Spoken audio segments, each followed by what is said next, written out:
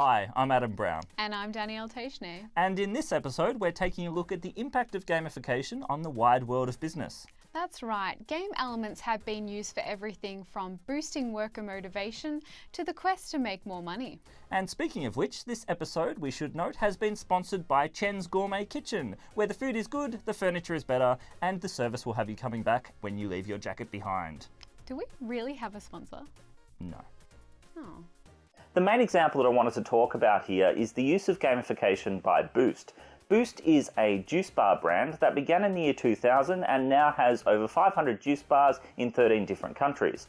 Now, there are a lot of examples of the commercial uses of gamification that I could draw on, but I think Boost Juice's use is really one of the smartest that I've ever seen and was certainly effective. I've talked to one of their employees some years ago when they brought out their first app, and they said that sales really did skyrocket when that app came out. So that app was actually released as a bit of a replica or inspired by the Candy Crush game, or a bit like the puzzle game Tetris, if you need to go back further with your cultural references.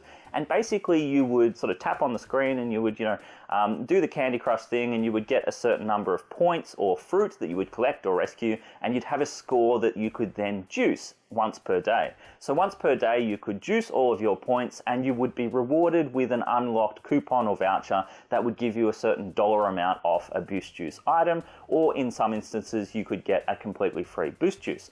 So in that case, you've got a lot of different consumer items being unlocked, and really hundreds and hundreds a day through this app, and there are a lot of people that I knew that were playing it. They've actually released a new app now that's called Find the Fruit. Now, this is inspired by the Pokemon Go phenomenon, where you are using geolocation, so you're going around using Google Maps kind of feature, and you're finding fruit on your journey. So it gets you out walking and that kind of thing. That's the next step up for Boost Juice.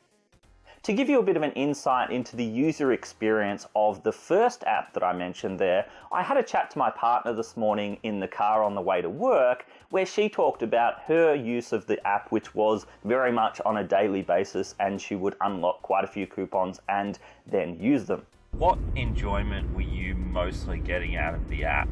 Playing with the app or unlocking the coupons? Oh, I think both. Obviously, at the start, I was playing at this because I want some very good voucher, which I heard from my friends. And yeah, when I started playing the game, actually kind of a little bit addicted to that.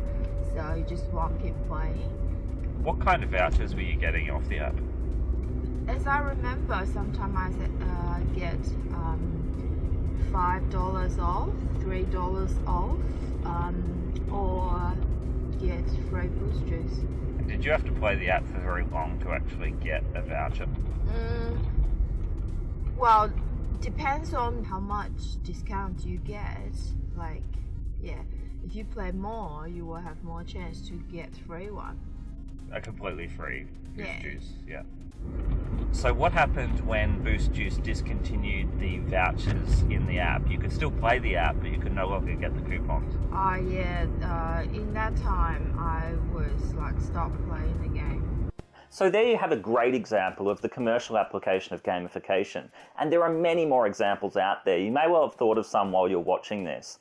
I often find with students studying gamification with me that they've never heard of the concept before or any examples they think, and then they get a bit of a sense of what it involves and they see it everywhere. You can go to the movies and you get points and you'll get discounts. You can order a pizza online and you'll get the progress bar come up to show you how far away it is. You can go to Hungry Jack's or drive past within 2 kilometers and use the Shake and Win app, and then suddenly you've got a voucher that you've got to count down 20 minutes to actually redeem that voucher, or otherwise it disappears and you can't use it anymore. There are so many different instances, and depending on your take on certain things like takeaway food and junk food, your perspective on the commercialization of gamification could well differ from other people.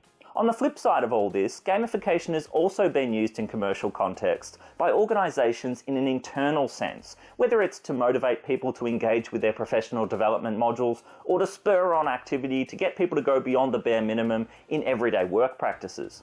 We talked about the use of the gamified platform Team Treehouse in an earlier episode.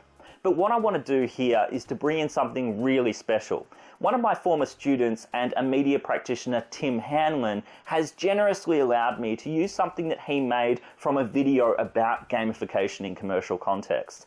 In this, he hypothesized a gamified solution to what could be a very real problem for many companies. Thank you so much to Tim for allowing us to use this. It's brilliant work and we really appreciate it. It's easy to feel like remembering all these different types of motivation, the mechanics going on underneath, and the need to make it all fun for your employees is just too much. But it's not necessarily that bad. You start by getting people involved. Keep participation optional, simple and accessible, and offer rewards for doing so. Once the player has grasped the basics, make it a bit harder and offer more challenging tasks for greater reward. Once you've kept them engaged for this long, it starts to become habit forming as players feel that sense of flow.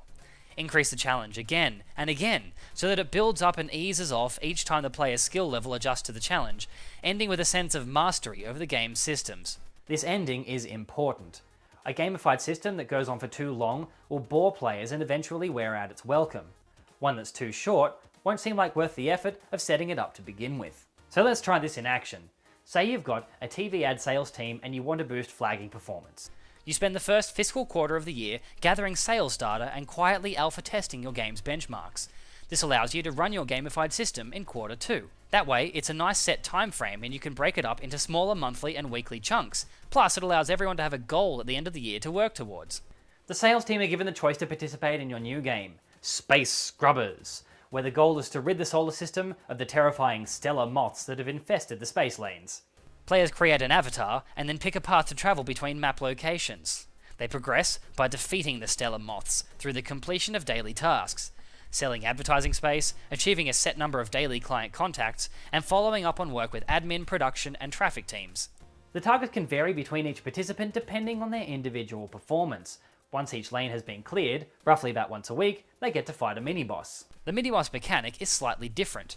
Where regular enemies are defeated through task completion, bosses are defeated through puzzle combat style mechanics. As participants fill advertising space and accomplish other goals, they gain these spaces as a resource that can be used to defeat the boss. During the boss battle, the player is shown a small grid which represents each different type of advertising space they've sold: primetime, midday movie, morning show, late night, and so on.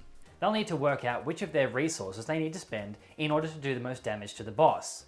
So, a single use of a primetime slot might do a little damage, but 3 primetime, 2 morning show, and an afternoon kids might do significantly more.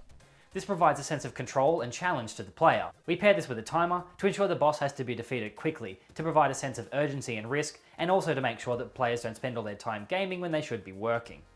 At the completion of the battle, players can land in the liberated territory to replenish and re-equip, and also to gather intel about upcoming battles in the form of key sales information like target demographics, upcoming promotions, and program information.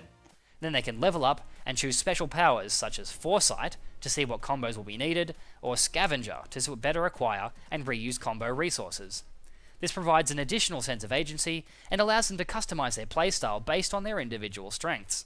A branching map with different bosses and loot drops ensures that participants have different experiences to share.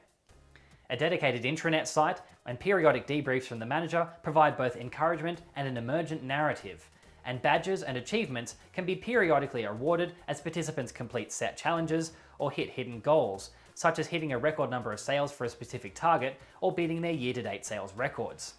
That way there's both explicit goals to accomplish, but also the possibility they might unlock hidden challenges through behavioural change.